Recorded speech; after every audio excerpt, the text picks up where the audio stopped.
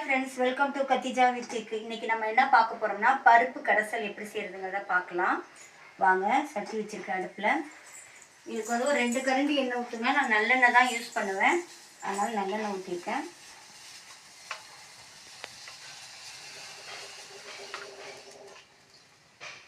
இது எதுக்குன்னா வெங்காயமும் பூண்டும் வதங்கிறதுக்கு தான் இந்த எண்ணெய், வேறு எதுக்கும் கிடையாது. பருப்பை முன்னாடியே நம்ம வந்து உப்பு போட்டு அவிச்சு வச்சுருங்க. அவிச்சு வச்சுட்டு இங்கே பாருங்கள் பூண்டு. இது ரசம் சாதத்துக்கு ரொம்ப ரொம்ப நல்லா இருக்கும். இந்த மாதிரி நீங்களும் ஒருக்கா செஞ்சு பாருங்கள், ரொம்ப டேஸ்ட்டாக இருக்கும். நம்ம பருப்பில் உப்பு போட்டிருக்கனால இதுக்கு மறுபடியும் உப்பு போடாதீங்க.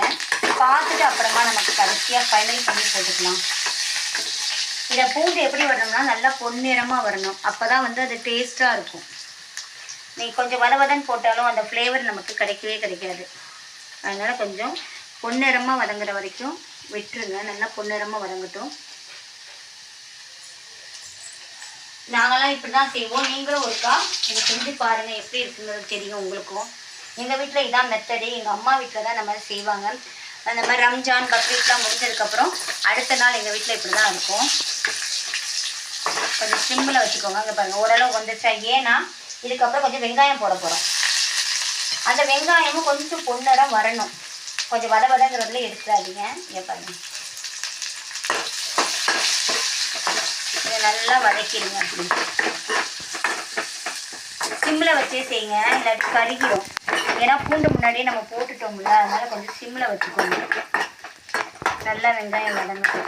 இப்போ கொஞ்சம் ஏற்றிக்கிட்டேன், ஏன்னா கொஞ்சம் வெங்காயம் வதங்கணும். அதுக்காக பாருங்க, அந்த பூண்டோட ஃப்ளேவர் வந்து அவ்வளோ அப்படியே ஒரு மாதிரி நல்ல ஸ்மெல் வருது பாருங்கள். இதில் நம்ம தாளித்து விட்டுட்டு பருப்பை கொட்டினோம்னா ரொம்ப நல்லா இருக்கும். நல்லா வதங்கட்டும் வெங்காயம் வதங்கும் போதே நான் கொஞ்சம் கருவேப்பிலை எடுத்து வச்சுருக்கேன். இதுதாங்க இதுக்கு தேவையான இன்க்ரீடியன்ட், வேறு எதுவும் கிடையாதுங்க. இது மட்டும்தான். நல்லா வதங்கட்டும் பாருங்க. வேறு எதுவும் போட்டுறாதீங்க. வெறும் வெங்காயம், பூண்டு, கருவேப்பிலை, காஞ்ச மிளகா போட்டுட்டு ஃபைனலாக மஞ்சத்தூள் போடுங்க. அவ்வளோதாங்க. இது ரசம் சாதத்துக்கு ரொம்ப டேஸ்ட்டாக இருக்கும். நல்லா வதங்கட்டும். அவசரப்படுறேன், கொஞ்சம் கொஞ்சமாக நல்லா வதங்கணும்.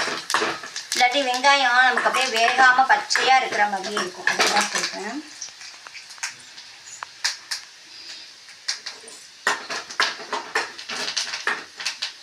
இது நல்லா இருக்கும் ஃப்ரெண்ட்ஸ். அவ்வளோதான். இதை சிம்மில் வச்சுக்கோங்க. இப்போ காஞ்ச மிளகா போட்டுருங்க.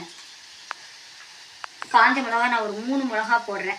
ரொம்ப காரம் வேண்டாம், அப்புறம் குழந்தைங்க சாப்பிட்றதுனால அப்புறம் அவளுக்கு காரமாக இருக்கும்ல, அதனால் வந்து நான் ஒரு 3 மிளகா தான் போடுறேன். இதுக்கே எவ்வளோ காரம். அவ்வளோதான் ஃப்ரெண்ட்ஸ். இதோட சேர்த்து மஞ்சள் தூள் போடுங்க.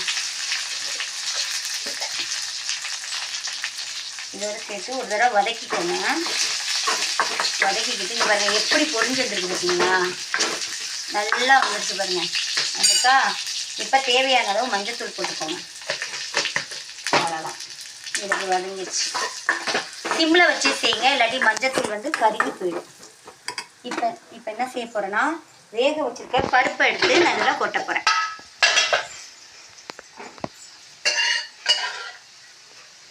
அவ்வளோதான். நமக்கு எவ்வளோ தேவையோ அவ்வளோ எடுத்துக்கலாம். நாங்கள் 3 பேர் தானே, கம்மியாக போதும். ஏன்னா உருளைக்கிழங்கு வேறு வறுக்கிறேன். இந்த அளவு இருந்தால் போதும். ஏன்னா ரசம் தானே ஊற்ற போகிறோம். இது நம்ம தொட்டுக்கிறதுக்கு தானே ஃப்ரெண்ட்ஸ், அதனால் போதும் இந்த பருப்பு. அவ்வளோதான் ஃப்ரெண்ட்ஸ். இது வந்து எங்களுக்கு ரசம் சாதத்துக்கு தொட்டுக்கிறதுக்கு ஃப்ரெண்ட்ஸ். இது கொஞ்சம் கெட்டியாக வரணும். கெட்டியாக வந்ததுக்கப்புறம் நம்ம இறக்கி வச்சிடலாம் ஃப்ரெண்ட்ஸ். என் சேனலை பார்க்குறவங்க லைக் பண்ணுங்கள். என் சேனலை பார்க்குறவங்க லைக் பண்ணி ஷேர் பண்ணி சப்ஸ்கிரைப் பண்ணுங்கள்.